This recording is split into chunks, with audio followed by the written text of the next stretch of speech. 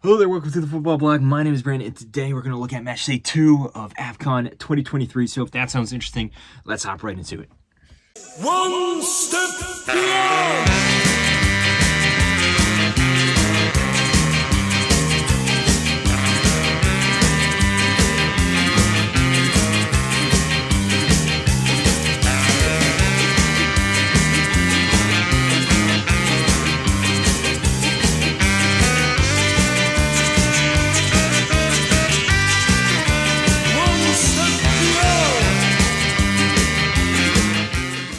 So match day 2 of AFCON 2023 has come to a close. Every single one of the teams in the tournament have played their second game. We've seen some massive upsets.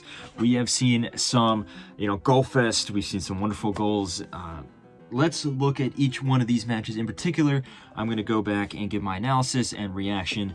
So let's start off with the first match we're going to look at, and we have Equatorial Guinea versus Guinea-Bissau. This was a game that was very fun to watch, and a reason behind that is because both teams were pretty poor defensively, if I'm being perfectly honest. Both these teams just could not defend. There were so many mistakes. But on the flip side, there was also some pretty good attacking play as well, so it's kind of a double-edged sword there. I think that if you look at the mistakes that were made, Equatorial Guinea was much more clinical, and they were much more efficient with their capitalizations on the other team's mistakes here. In particular, Emiliano Nsue had a wonderful game. He ended up scoring a hat-trick, first hat-trick in AFCON since, I believe, 2008. He's a veteran. He has been playing in the AFCON for a while. He is a legend in this team for Equatorial Guinea. He had a wonderful performance overall, the first goal of which came from a pretty poor mistake from the center back from Guinea-Bissau. But immediately after he scored the first goal, Guinea-Bissau was able to bounce back with an equalizer. And it was Guinea-Bissau's first goal in the AFCON since 2017, surprisingly. And then immediately after that, they got a penalty. This match was completely flipped on its head. It looked like they were going to score. The guy already had the ball at the line. He was, waiting for the referee to blow the whistle. The referee went to VAR. He disallowed the penalty, actually. And then that completely changed the complexion of the match, because then it was Equatorial Guinea who would then regain the lead. And then from that moment on, it was all in Equatorial Guinea's favor. Like I said, Nsue completed a hat-trick. Guinea-Bissau did get one goal back, but unfortunately, it was a little too much, a little too late. That match ended 4-2 in favor of Equatorial Guinea. And with that result, Guinea-Bissau is pretty much out of the tournament, and Equatorial Guinea find themselves in a really good position considering they were able to tie Nigeria in their last match. Now, speaking of Nigeria, the next match we're going to look at is their heavyweight clash with the host, Ivory Coast. Now, this game overall, I think, was a massive improvement for Nigeria. They had, in my opinion, a very disjointed and very disappointing performance against Equatorial Guinea there. I think they were lucky to escape with that 1-1 draw. This was the complete opposite, though. I think that Nigeria, while still not perfect, they still have a lot of room to improve. They still have come a long way from that first match here. In particular, Victor Osimhen, he was, he scored the goal, the only goal for Nigeria in their last match. I think he had a good game, but this game in particular, you can just really see how great of a player is. His speed, his power, he was completely all over the Ivorian defense, causing them so many issues. He won the penalty that Nigeria got in the second half, which was eventually scored, giving Nigeria a 1-0 lead that they would hold on to for the rest of the match. Ivory Coast, on the other hand, this was a pretty disappointing performance considering they came away with a win in their last match. Losing to Nigeria is nothing to really get criticized too hard for, considering Nigeria is one of the best teams in Africa historically and right now. But still, Ivory Coast is the host of this tournament. You'd expect them to play a little bit better. They looked really lost up top, I have to admit. There was a lack of coherence. There was a flurry of chances toward the end of the match, but where was that for the rest of the 90 minutes, right?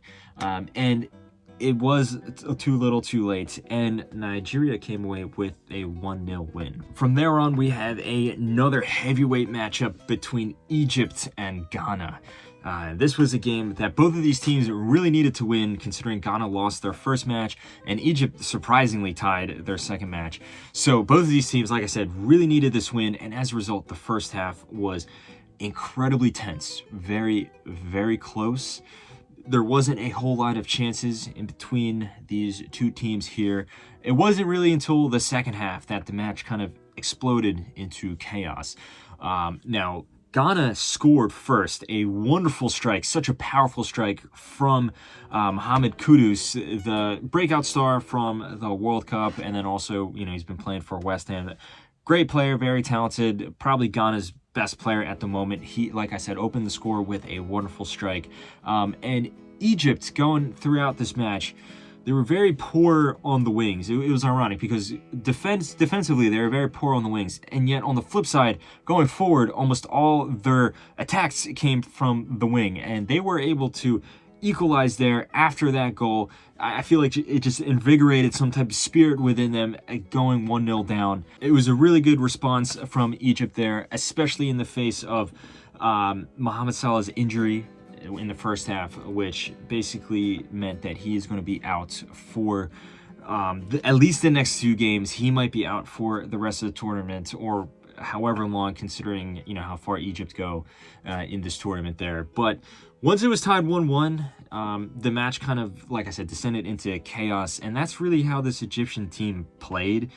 At times, they looked amazing going forward, but then just 2 seconds later, they'd make a silly mistake, and then Ghana would have a really close chance as well. It was a very chaotic performance. I don't have a lot of faith in Rui Vitória, the Portuguese manager of this team. It's the complete opposite of what they had in the last AFCON, where it was, super structured, super pragmatic, under Carlos Queiroz, what do you expect?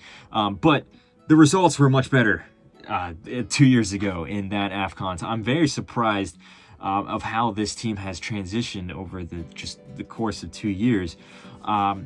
And because of this chaos here, Ghana actually regained the lead. Another goal from Kudus there, and it looked like Egypt was gonna lose this match, but Trezeguet came off the bench, veteran winger for Egypt. He had a wonderful assist. Mustafa Mohamed scored his second goal of the tournament. He scored in the last match against Mozambique. And ironically enough, when he scored to tie it 2-2, that was the same score that they had on the last match against Mozambique. It eventually finished as a 2-2 draw. I think that's ultimately fair, considering that both teams had periods of the match where they played really well, but then also defended pretty poorly. Both these teams, this is not a result that they needed. Both these teams needed a win. It'll be very interesting to see going forward what happens from that point on. The next match we're going to look at is Cape Verde versus Mozambique, the next game in this group, and this was a complete opposite. This was total and utter domination from Cape Verde here. This was not close at all. The last game we looked at obviously was very tense. It was a very hard-fought draw. This game, complete opposite. Cape Verde tore Mozambique to shreds. This was an electric attacking performance. It was a very fun game to watch, unless you're a fan of Mozambique. In that case, it probably was very painful to watch. Cape Verde was amazing going forward. They had so many free kicks, so many corners, there's so many shots from. It looked like they were just playing for fun. And then the best moment of the match was when the winger Bebe, former Manchester United player, played in the Liga as well. He had a free kick that he somehow scored from nearly 40 yards out. Complete just crazy scenes where the ball knuckled a little bit and went really far. You can criticize the goalkeeper, say he probably should have done a little better, but still, the bend on that, or just the knuckle on that, was insane. Easily the best goal of the tournament. I don't think that we're going to see anything in the next few games in the knockout stage or anything like that is going to top that goal there.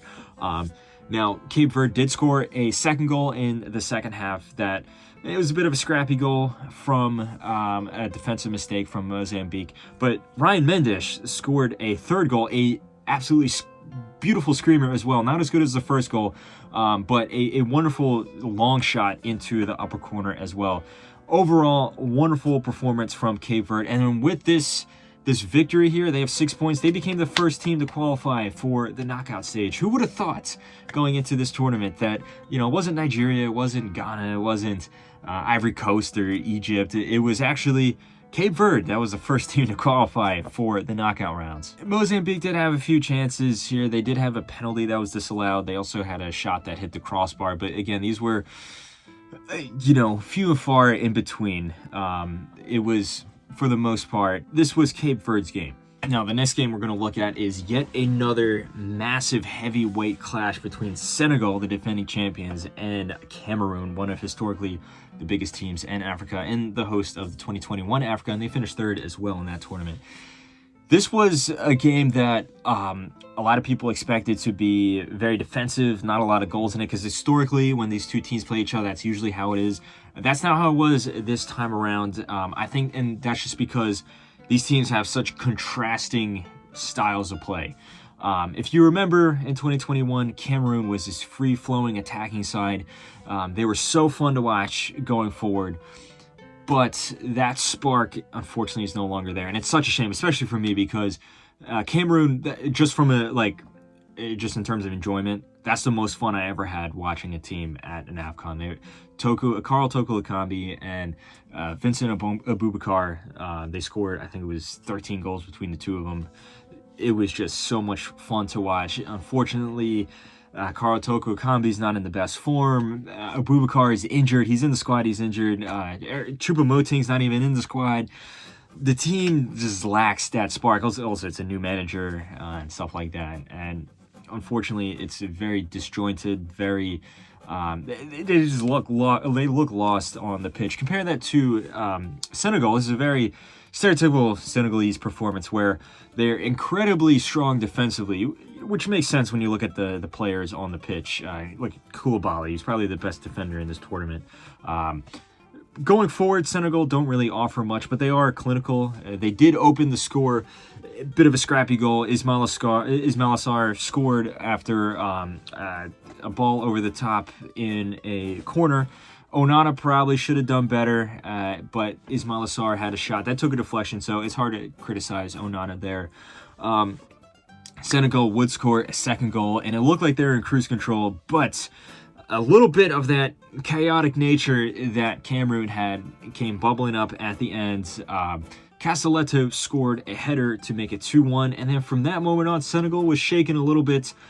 Cameroon had some really close chances. They almost tied it 2-2, but Senegal hit them on the counter, and despite Sadio Mane not really having that good of a game overall, he had a really nice finish, a really accurate finish into the bottom corner to make it 3-1 to put the game to bed.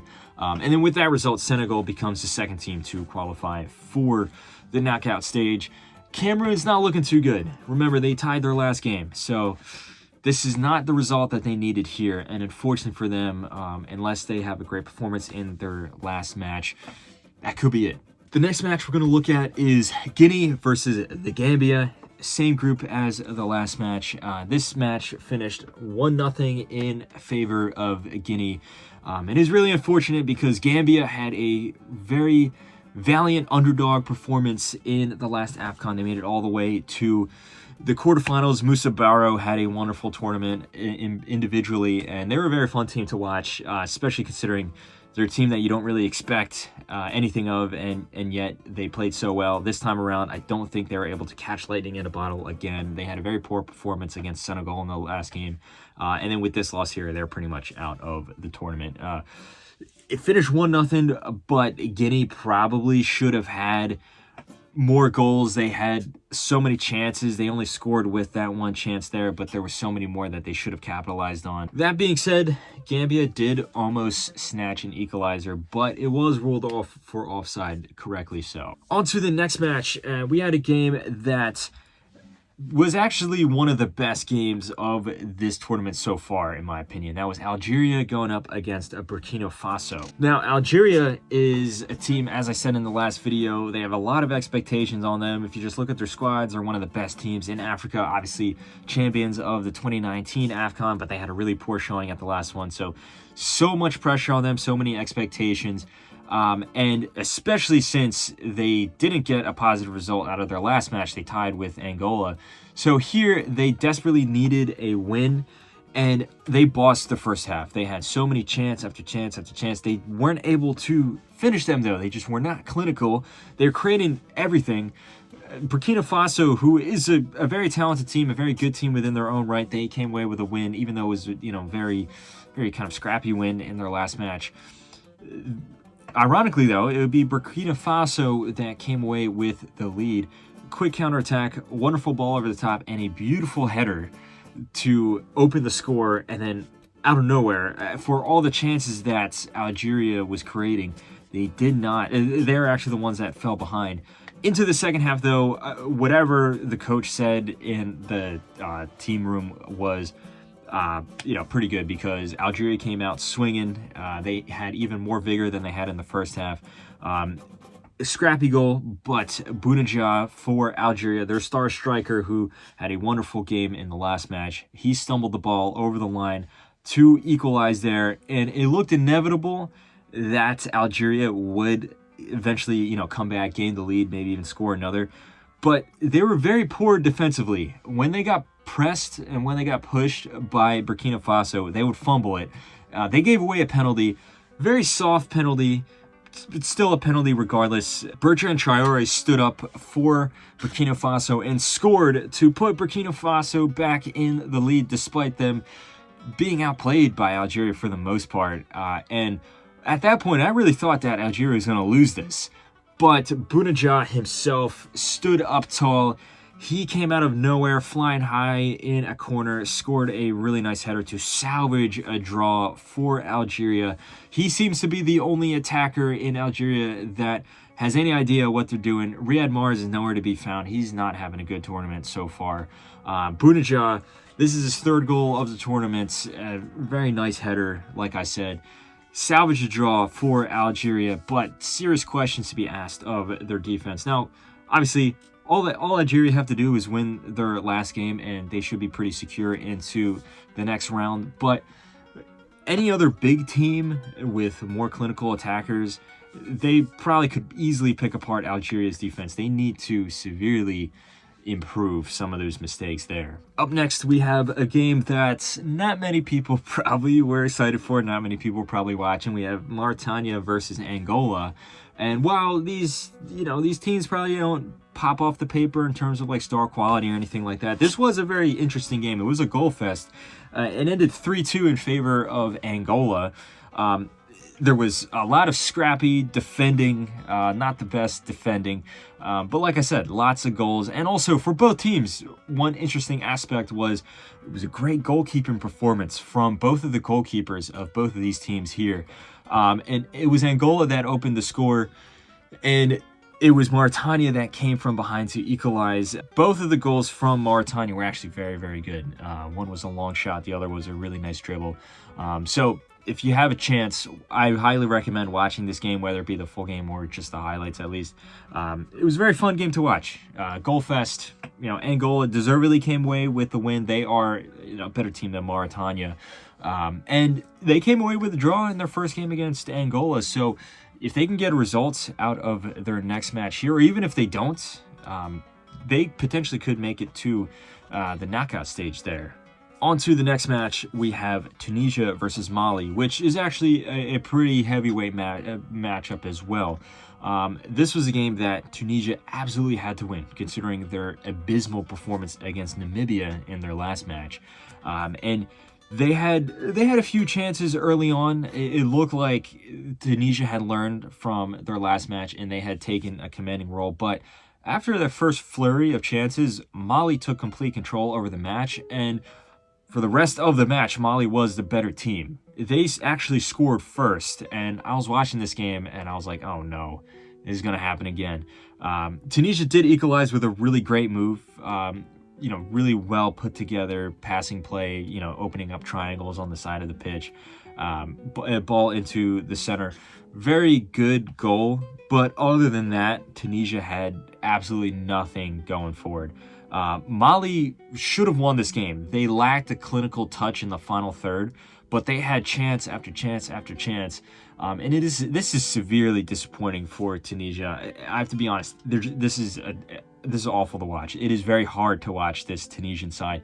It's the complete opposite of how they were at just the World Cup a year ago, or at the last AFCON, or the AFCON before that, where they were actually really good. AFCON 2019, they got to the semifinals.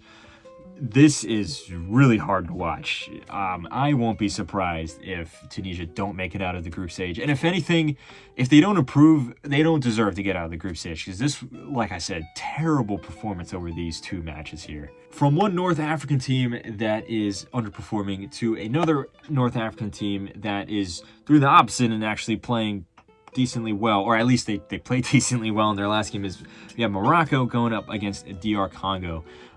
Morocco smashed Tanzania in their last game here. Obviously, they're riding high off the confidence of the World Cup and all their players who are playing well in their domestic leagues and stuff. Congo, though, is no pushover. They had a pretty good game in their last performance there. They weren't as clinical as they should be, but they created a lot of chances. And Congo also has a lot of very talented players. So this wasn't going to be as easy of a game for Morocco. I think overall they were the better team, but they did slip up a little bit, especially towards the end. Morocco started off much more, confident. They imposed themselves on the match. Hakimi scored in the 6th minute, very early goal. After that, though, I think they got a little complacent. Congo slowly grew into the game, and then eventually Silas scored an equalizer, a deserved equalizer, towards the end of the match. I don't think there is a serious crisis or anything going on. I just think this is a tournament football. This eventually is going to happen.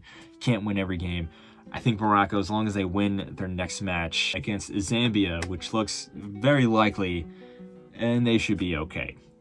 Speaking of Zambia, next match we're going to look at is their draw with Tanzania. This, like the Mauritania-Angola match, not the biggest heavyweight match we're going to look at here. Not a whole lot to talk about. There was an early goal from Tanzania, and because they scored the early goal, they were able to just kind of sit back and soak up the pressure. I think they were expecting to hold on to that 1-0 lead. It basically invited Zambia to just go on the attack, though. And they had attack after attack after attack, and they actually fought back pretty well. They got a red card, surprisingly, but despite being a man down, they were able to grab a late equalizer and save a point for them. On to the last match we're going to look at. We have South Africa versus Namibia. This match, we talked about the last two. They're very close. This match was a complete opposite of that. This was a complete, utter destruction. South Africa really showed up.